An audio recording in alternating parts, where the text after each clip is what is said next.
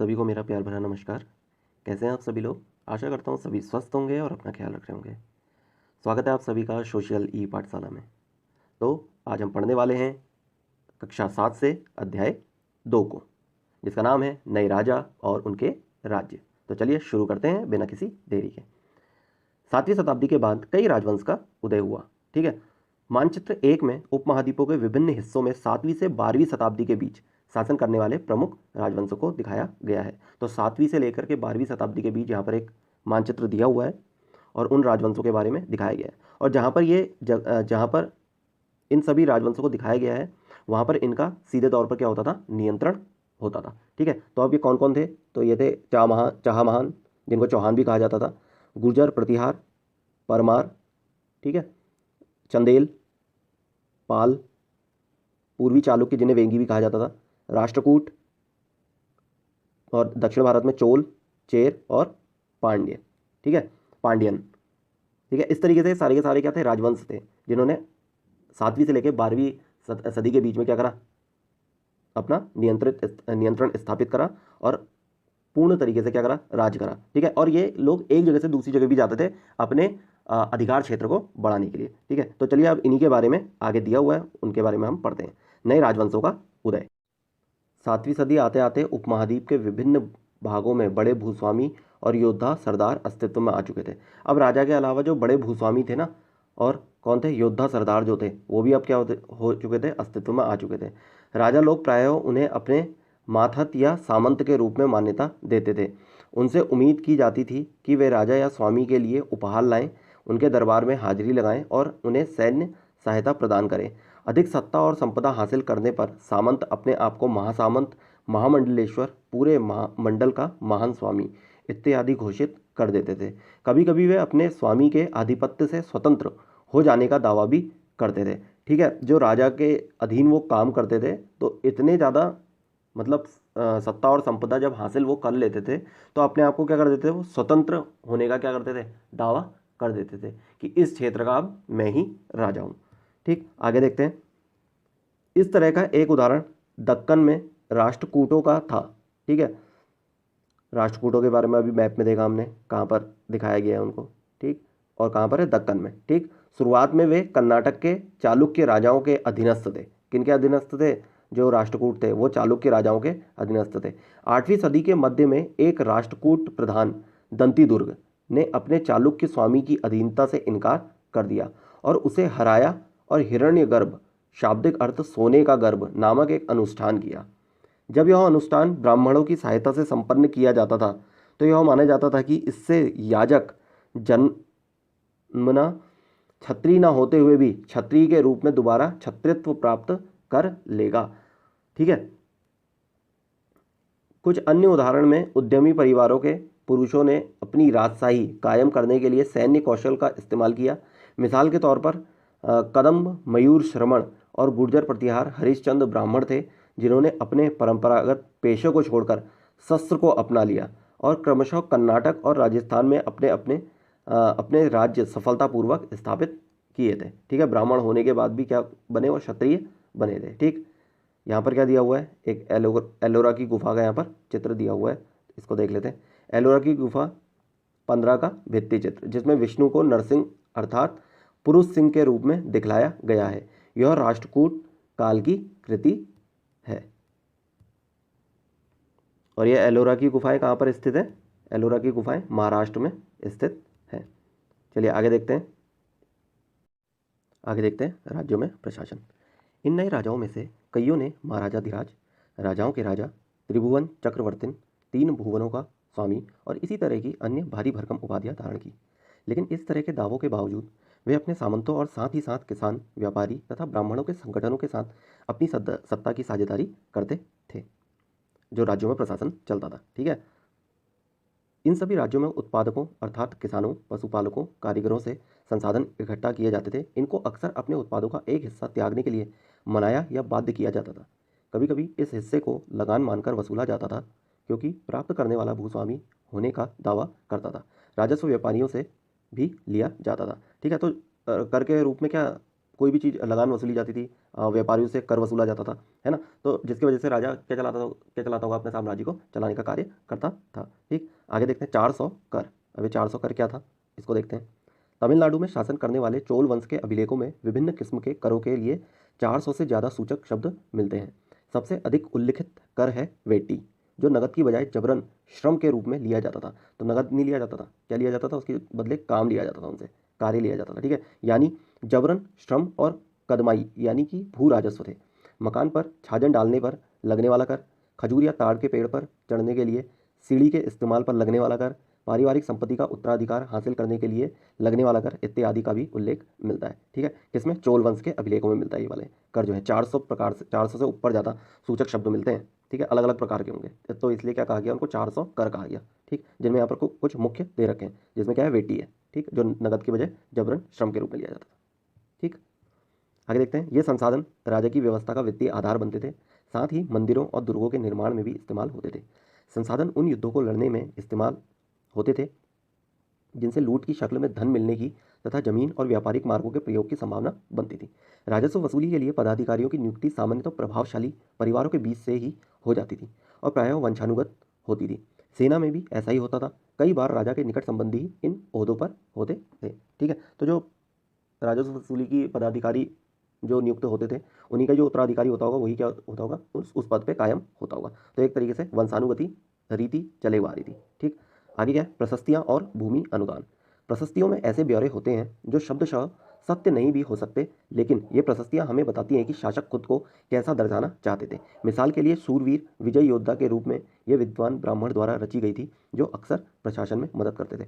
तो जो राजा थे वो अपनी प्रशंसा में क्या लिखवाते थे, प्रशस्तियाँ लिखवाते थे, जो सत्य नहीं भी हो सकती थी। ठीक है, एक प्रकार से नहीं भी हो सकती थी, क्या पता वो अपनी प्रशंसा में क्या क्या चीज़ लिखवाता था, है ना, जो राजा था। आगे देखते हैं नागभट्टे की उपलब्धियाँ। अब यहाँ पर नागभट्टे की उपलब्धि दे रखी है, इसको भी पढ़ते हैं। कई शासकों ने प्रशस्तियों में अपनी उपलब्धियों का बखान किया है। आपने पिछले साल गुप्त शासक समुद्र गुप्त की प्रशस्ति के बारे में पढ़ा है। पिछले साल का मतलब कि 6th क्लास की जिसको हमने देखा था। ठीक है, 6th क्लास में देखा था ना, समुद्रगुप्त की प्रशस्ति, जहाँ पर हरिशेन नाम के व्यक्ति ने बनाई थी, जो उसका राज दरबारी का भी हुआ करता था। ठीक है, तो संस्कृत में लिखी गई ग्वालियर मध्य प्रदेश में पाई गई एक प्रशस्ति में प्रतिहार नरेश नागभट्ट के कामों का वर्णन इस प्रकार किया गया है। तो नागभट्ट की जो प्रशस्ति मिली है कहाँ से मिली, ग्वालियर मध्य प्रदेश से मिली है, और किस भाषा में लिखी गई है, संस्कृत भाषा में लिखी गई है। आंध्र, सैंधव सिंध, विदर्भ महाराष्ट्र का एक हिस्सा और कलिंग उड़ीसा का एक हिस्सा के राजा उनके आगे तभी धाराशाही हो गए जब वे राजकुमार थे। अब देखिए कितनी अतिशयोक्तिपूर्ण बात कही गई है ना। मतलब जब वो छोटे से थे तभी उनके सामने जो बड़े बड़े राजा थे वो क्या हो गए थे, धाराशाही हो गए थे जब वो राजकुमार थे। ठीक है, तो ये क्या है, प्रशस्ति है, प्रशंसा में लिखी गई है नागभट्ट की। उन्होंने कन्नौज के शासक चक्रयुद्ध को विजित किया। उन्होंने वंग बंगाल का हिस्सा, अनर्थ गुजरात का हिस्सा, मालवा मध्य प्रदेश का हिस्सा, किरात वनवासी, तुरुष्क तुर्क, वत्स मत्स्य दोनों उत्तर भारत के राज्य राजाओं को भी पराजित किया। ठीक है, तो यह है नागभट्टे की उपलब्धियाँ जो कि उसके अभिलेख में दी गई है। ठीक, जो प्रशस्ति इसके बारे में लिखी है। राजा लोग प्रायः ब्राह्मणों को भूमि अनुदान से पुरस्कृत करते थे। ये ताम्र पत्रों पर अभिलिखित होती थी जो भूमि पाने वालों को दिए जाते थे। अभी ये है ताम्रपत्र, आजकल जैसे रजिस्ट्री चलती है उस तरीके से उस टाइम पे ये ताम्रपत्र होते थे जो राजा ब्राह्मणों को देते थे भूमिदान के रूप में लिख करके। ठीक है, अब यहाँ पर इसी चित्र के बारे में लिखा हुआ है, इसको देखते हैं। यह थोड़ा संस्कृत और तमिल में लिखा हुआ ताम्रपत्र का एक संग्रह है, जिसमें 9वीं सदी में एक शासक के द्वारा दिए गए भूमि अनुदान का एक उल्लेख है। जिन कड़ियों से यह पत्र जुड़े हैं उन पर राशि मुहर लगी है, जो यह बतलाने के लिए है कि यह एक प्रमाणिक दस्तावेज है। तो यहाँ पर एक मोहर लगी हुई है और इसे कुंडे से क्या कर दिया जाता था, बांट दिया जाता था। ठीक है, और ये जो मोहर होती थी ये वाली, ये क्या बताती थी कि ये प्रमाणिक क्या था, दस्तावेज था। ठीक है, आगे देखते हैं भूमि के साथ साथ क्या दिया जाता था। अब भूमि के साथ क्या क्या दिया जाता था उसको भी पढ़ते हैं। यह चोलों के द्वारा दिए गए एक भूमि अनुदान के तमिल भाग का एक अंश है। हमने मिट्टी के मेड़े बनाकर साथ ही कांटेदार झाड़ियाँ लगाकर भूमि की सीमाओं को चिन्हित कर दिया है।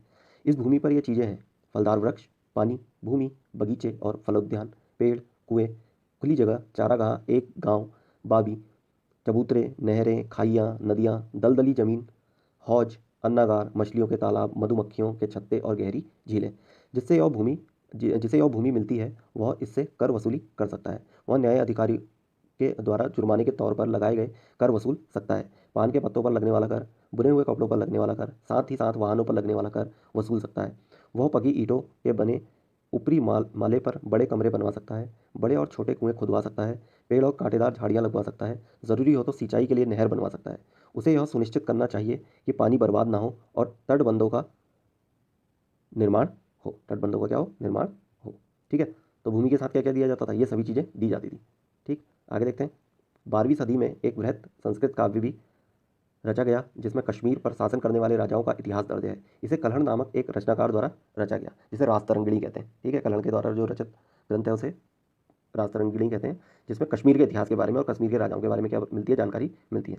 कल्हड़ ने अपना वृत्तांत लिखने के लिए शिला लेखों, दस्तावेजों, प्रत्यक्षदर्शियों के वर्णन और पहले के इतिहास समेत अनेक तरह के स्रोतों का इस्तेमाल किया। प्रशस्तियों के लेखकों से भिन्न वह अक्सर शासकों और उनकी नीतियों के बारे में आलोचनात्मक रूप दिखलाता है। इसलिए 12वीं सदी के लिए यह असाधारण ग्रंथ है। तो इसलिए बहुत महत्वपूर्ण ग्रंथ हो जाता है। जहाँ पर पहले क्या लिखी जा रही थी, प्रशस्तियों में प्रशंसा लिखी जा रही थी राजाओं की, ये पहली ऐसी कृति आई जहाँ पर आलोचनात्मक वर्णन किया गया है, जहाँ पर रुख दिखलाता है किसका, कल्हड़ का। ठीक है, जिसने राजतरंगिणी लिखी है। धन के लिए युद्ध, आगे क्या है, धन के लिए युद्ध। आपने यह गौर किया होगा कि इनमें से प्रत्येक शासक राजवंश का आधार कोई क्षेत्र विशेष था। वे दूसरे क्षेत्रों पर भी नियंत्रण करने का प्रयास करते थे, बिल्कुल करते थे जो राजा होते थे, है ना, ताकि उनका अधिकार क्षेत्र क्या हो सके, बढ़ सके। एक विशेष रूप से वांछनीय क्षेत्र था गंगा घाटी में कन्नौज नगर। गुजर, प्रतिहार, राष्ट्रकूट और पाल वंशों के शासक सदियों तक कन्नौज के ऊपर नियंत्रण को लेकर आपस में लड़ते रहे। तो ये जो तीन राजवंश थे, गुर्जर, प्रतिहार, राष्ट्रकूट और पाल वंश, किसके लिए लड़ते रहे, कन्नौज के लिए लड़ते रहे, जिसे हम त्रिपक्षीय संघर्ष भी कहते हैं। ठीक है, क्योंकि इस लंबी चली लड़ाई में 3 पक्ष थे, इसलिए इतिहासकारों ने प्रायः इसकी चर्चा त्रिपक्षीय संघर्ष के रूप में करी है। तो ये एग्जाम में आता भी है कि त्रिपक्षीय संघर्ष किन किन के बीच में हुआ था, तो गुर्जर, प्रतिहार, राष्ट्रकूट और पाल वंशों के बीच में हुआ था। ठीक, आगे देखते हैं। शासकों ने बड़े मंदिरों का निर्माण करवा कर भी अपनी सत्ता और संसाधनों का प्रदर्शन करने का प्रयास किया।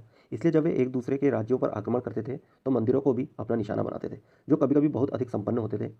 इसके बारे में हम कब पढ़ेंगे, अध्याय 5 में और ज़्यादा विस्तारपूर्वक पढ़ेंगे। ठीक, अफगानिस्तान के गजनी सुल्तान महमूद ऐसे शासकों में से सबसे प्रसिद्ध हैं। उसने 997 से 1030 तक शासन किया और अपने नियंत्रण का विस्तार मध्य एशिया के भागों, ईरान और उपमहाद्वीप के उत्तर पश्चिमी हिस्से तक किया। वह लगभग हर साल उपमहाद्वीपों पर हमला करता था। उसका निशाना थे संपन्न मंदिर, जिनमें गुजरात का सोमनाथ मंदिर शामिल था। तो मोहम्मद गजनवी जो था, और इसको गजनी गजनी या गजनवी भी कहा जाता है। ठीक है, तो गुजरात का सोमनाथ मंदिर जो था वो बहुत खतरनाक तरीके से इसने क्या कर दिया था, तोड़ डाला था। ठीक, महमूद जो धन उठा ले गया उसका बहुत बड़ा हिस्सा गजनी में एक वैभवशाली राजधानी के निर्माण में खर्च हुआ। तो सोमनाथ मंदिर को ये ध्वस्त करते हुए यहाँ से जितनी भी संपदा थी, जितने भी धन था, वो सब लूट करके कहाँ ले गया, गजनी ले गया अपने वहाँ, और वहाँ पर राजधानी निर्माण में उसको क्या करा, खर्च किया। ठीक है, यहाँ पर एक शब्द दे रखा है सुल्तान, तो इसका मतलब क्या होता है, अरबी भाषा का शब्द है जिसका मतलब क्या होता है, शासक या फिर राजा। ठीक, आगे है, सुल्तान महमूद अपने द्वारा जीते गए लोगों के बारे में भी कई बातें जानना चाहता था, और उसने अल बरूनी नामक एक विद्वान को इस उपमहाद्वीप का लेखा जोखा लिखने का काम सौंपा। अरबी में लिखी गई उसकी कृति किताब उल हिंद, किताब उल हिंद किसके द्वारा लिखी गई है, अल बरूनी की द्वारा। और अल बरूनी किसका कवि, किसके शासनकाल में कवि रहा था, तो वो सुल्तान महमूद गजनी के शासनकाल में। ठीक है, आज भी इतिहासकार के लिए एक महत्वपूर्ण स्रोत है क्या, किताब उल हिंद। अल बेरूनी ने इसे तैयार करने के लिए संस्कृत के विद्वानों से परामर्श किया था। ठीक, युद्ध करने वाले दूसरे राजाओं में चाहमान भी थे, जो बाद में चौहान के रूप में जाने गए। वे दिल्ली और अजमेर के आसपास के क्षेत्र पर शासन करते थे। उन्होंने पश्चिम और पूर्व की ओर अपने नियंत्रण क्षेत्र का विस्तार करना चाहा, जहां उन्हें गुजरात के चालुक्य और पश्चिमी उत्तर प्रदेश के गढ़वालों से टक्कर लेनी पड़ी। चौहानों का सबसे प्रसिद्ध शासक था पृथ्वीराज तृतीय, चौहान भी कहा जाता है इसलिए चौहानों को, जिन्होंने कब से कब तक शासन किया, 1168 से लेकर 1192 तक। ठीक है, जिसे सुल्तान मोहम्मद गौरी नामक अफगान शासक को 1191 में हराया। सबसे पहले तो इन्होंने क्या करा, जो पहला युद्ध होता है मोहम्मद गौरी के साथ, उसमें मोहम्मद गौरी को ये हरा देते हैं 1991 में, कौन, पृथ्वीराज तृतीय। लेकिन दूसरे ही साल 1192 में उसके हाथों हार गया, किसके हाथों, मोहम्मद गौरी के हाथों। ठीक, आगे देखते हैं, चोल राज नज़दीक से एक नज़र। ठीक है, अब चोल राज्य के बारे में हम क्या करेंगे, यहाँ पर अच्छे से जानने की कोशिश करेंगे। तो कहाँ है चोल राज्य, ये हैं चोल राज, और ये इसके आसपास के क्या हैं, जितनी भी ये सारी की सारी इसकी आसपास की सीमाएँ हैं। ठीक है, चलिए देखते हैं चोल राज्य के बारे में पढ़ते हैं। उरैयूर से तंजावुर तक चोल वंश सत्ता में कैसे आया, तो चलिए देखते हैं कैसे आया। कावेरी डेल्टा में मुट्रियार नाम से प्रसिद्ध एक छोटे से मुखिया परिवार की सत्ता थी। वे कांचीपुरम के पल्लव राजाओं के माथत थे। कौन थे, यही जो चोल वंश के लोग थे। ठीक है, कौन थे, कहाँ थे, कांचीपुरम के पल्लव राजाओं के माथत थे। ठीक है, पल्लव की राजधानी कहाँ थी, कांचीपुरम में ही थी। उरैयार के चोल वंशीय प्राचीन मुखिया परिवार के विजयालय ने 9वीं सदी के मध्य में मुट्रियारों को हराकर इस डेल्टा पर कब्जा जमाया। उसने वहाँ तंजावुर शहर और निशुंभ सुदनी देवी का मंदिर बनवाया। किसने? विजयालय ने। ठीक, विजयालय के उत्तराधिकारियों ने पड़ोसी इलाकों को जीता और उसका राज्य अपने क्षेत्रफल तथा शक्ति दोनों रूपों में बढ़ता गया। दक्षिण और उत्तर के पांड्यन और पल्लव के इलाके इस राज्य का हिस्सा बना लिए गए। राजराज प्रथम जो सबसे शक्तिशाली चोल शासक माना जाता है। अब देखिए दो प्रश्न बनते हैं, चोल शासन की स्थापना किसने करी? विजयालय ने करी। और साथ ही साथ चोल साम्राज्य का सबसे शक्तिशाली राजा कौन था? राजराज प्रथम था। ठीक, 985 में राजा बना और उसी ने इनमें से ज़्यादातर क्षेत्रों पर अपने नियंत्रण का विस्तार किया। उसने साम्राज्य के प्रशासन का भी पुनर्गठन किया। राजराज के पुत्र राजेंद्र प्रथम ने उसकी नीतियों को जारी रखा और उसने गंगा घाटी, श्रीलंका तथा दक्षिण पूर्व एशिया के देशों पर हमला भी किया। इन अभियानों के लिए उसने एक जल सेना भी बनाई। किसने? राजेंद्र प्रथम ने जल सेना बनाई थी। ठीक है, चोल शासनकाल में अभियानों को चलाने के लिए जल सेना किसने बनाई? तो वो राजेंद्र प्रथम ने बनाई थी। ठीक है, याद रखिएगा। सबसे शक्तिशाली राजा राजराज था। ठीक, राजराज प्रथम था। और चोल वंश की स्थापना किसने करी? विजयालय ने करी थी। ठीक, ये सारे पॉइंट्स याद रखने हैं। आगे देखते हैं भव्य मंदिर और कांस्य मूर्ति कला। राजराज और राजेंद्र प्रथम द्वारा बनवाए गए तंजावुर और गंगईकोंड के बड़े मंदिर स्थापत्य और मूर्तिकला की दृष्टि से एक चमत्कार है। ठीक है, कौन कौन से मंदिर? तंजावुर और गंगईकोंड के मंदिर। ठीक है, आगे देखते हैं। चोल मंदिर अक्सर अपने आसपास विकसित होने वाली बस्तियों के केंद्र बन गए। ठीक है, क्या बन गए थे? ये केंद्र बन गए थे। ये शिल्प उत्पादन के केंद्र थे। ये मंदिर शासकों और अन्य लोगों द्वारा दी गई भूमि से भी संपन्न हो गए थे।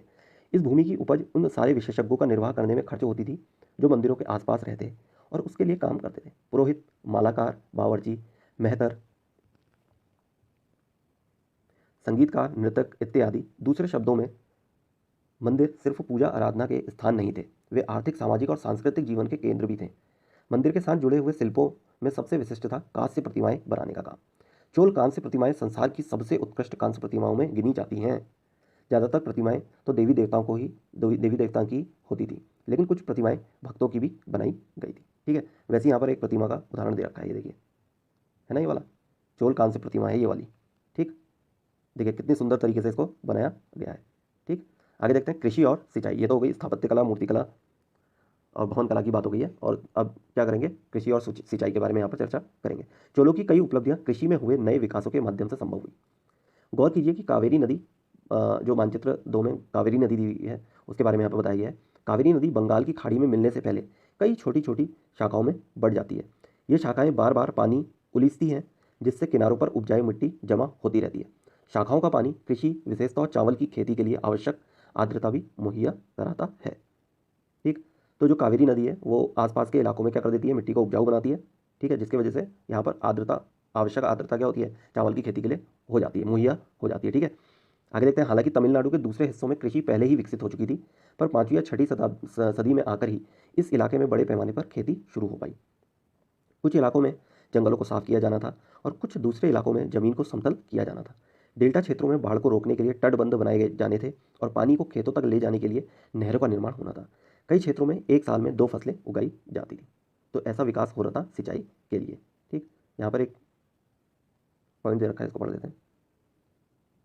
9वीं शताब्दी तमिलनाडु का एक जलद्वार, ये क्या है? एक जलद्वार है। हौज से नदी की शाखाओं में पानी के प्रवाह को इसके जरिए नियंत्रित किया जाता था। इस पानी से खेत सींचे जाते थे। ठीक है, जलद्वार पारंपरिक रूप से एक लकड़ी या धातु बाधा है जो आमतौर पर पानी के स्तर को नियंत्रित और नदियों और नहरों में दर प्रवाह को संचालित करता है। तो ये क्या है? एक तरीके का हौज है। ठीक है, जो क्या करने का काम करता है? पानी के स्तर को नियंत्रित और नदियों और नहरों में दर प्रवाह को संचालित करता है। ठीक है, आगे देखते हैं। कई जगहों पर फसलों की सिंचाई कृत्रिम रूप से करना जरूरी था। सिंचाई के लिए कई पद्धतियां अपनाई जाती थी। कुछ इलाकों में कुएं खोदे गए, कुछ अन्य जगहों में बारिश के पानी को इकट्ठा करने के लिए विशाल सरोवर बनाए गए। स्मरण रहे कि सिंचाई के काम में योजना की जरूरत होती है, जैसे श्रम और संसाधनों को व्यवस्थित करना, इन कामों की देखरेख करना और यह तय करना कि पानी का बंटवारा कैसे किया जाए। ज़्यादातर नए शासकों, साथ ही साथ गाँव में रहने वाले लोगों ने इन गतिविधियों में सक्रिय रूप से दिलचस्पी दिखलाई। आगे देखते हैं साम्राज्य का प्रशासन। और साम्राज्य का प्रशासन कैसे चलता था उसको देखते हैं। प्रशासन किस प्रकार संगठित था? किसानों की बस्तियां जो उर कहलाती थी। ठीक है, बस्तियां, किसानों की बस्तियां क्या कहलाई? उर कहलाई। सिंचित खेती के साथ बहुत समृद्ध हो गई थी। इस तरह के गाँव के समूह को नाडू कहा जाता था। समूह को क्या कहा जाता था? नाडू कहा जाता था। ग्राम परिषद और नाडू न्याय करने और कर वसूलने जैसे कई प्रशासकीय कार्य करती थी। ठीक है, तो नाडू क्या था? गाँव के समूह को क्या कहा जाता था? नाडू कहा जाता था, जो कि न्याय करने का और कर वसूलने का काम भी करते थे। ठीक है, वेलाल जाति के धनी किसानों को केंद्रीय चोल सरकार की देखरेख में नाडु के कामकाज में अच्छा खासा नियंत्रण हासिल था।